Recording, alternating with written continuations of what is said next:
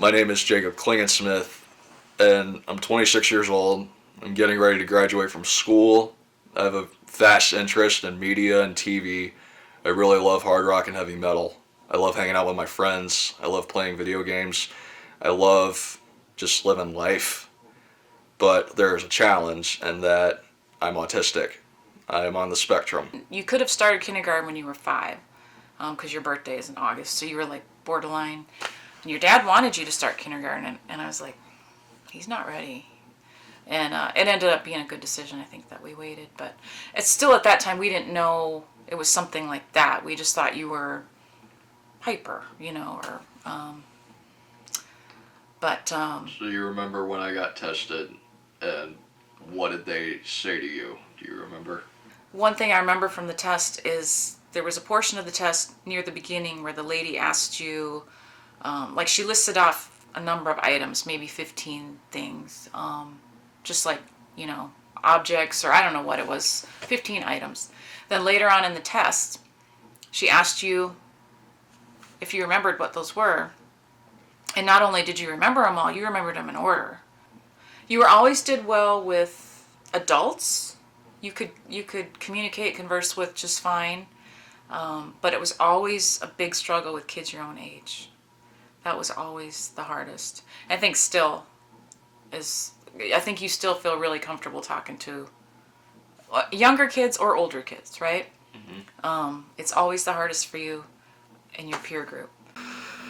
Dieting's always really hard for me because when you have autism, you're very selective about a lot of things, and eating is one of the big ones.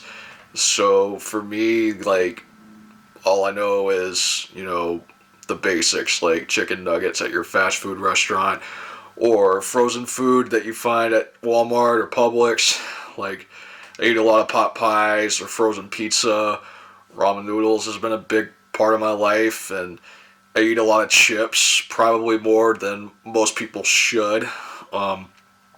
More often than not, I'll have a day when I'm really hungry and I just don't feel like having actual food. I'll eat an entire bag of chips in like 5 minutes.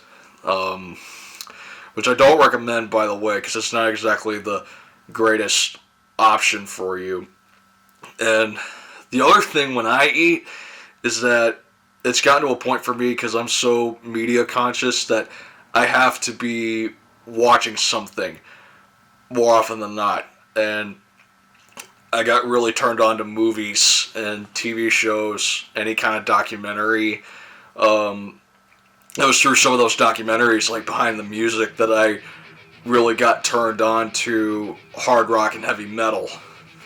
And hard rock and heavy metal, from when I was homeschooled, that was kind of like my escape to the outside world. That was where my education came in. Listening to these songs and reading about these musicians, and then delving a little further and looking at the lyrics and what they mean and what they're actually talking about. You start reading up on it and you go, oh, that's different. That's new. So, up until I went to public high school and then later public college, I didn't really know anything about how the world worked, and to a degree I still don't, but, hard rock and heavy metal, that kind of music served as my catalyst to learning somewhat about, what the outside world can be like. And I fell in love with both genres, and they're both a huge part of my life. I always say, like, if the genetics had worked out,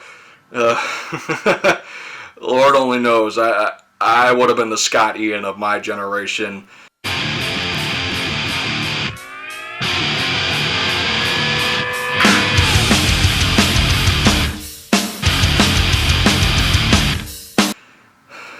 But the reality is this. Woo! Ice Freely! Lead guitar! Suck me!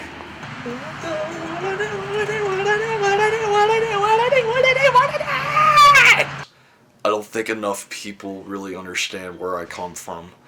They don't understand how difficult some things are for me. It take a lot of risks now, but it's easier to take those risks when you have your friends behind you and being like, you can do it, dude. To the friends of mine who have done that, you have no idea how much that means to me. You really don't. And I thank God every day that I have a solid support system like you all. It's really made big dividends in my progress in life, because every day that passes, I grow slightly more confident. Confident enough to where I feel like I can handle this. And if I do step out of line, it's something for me to learn. I'm going out more confident. I'm going out more fearless. I'm going out more sure of myself.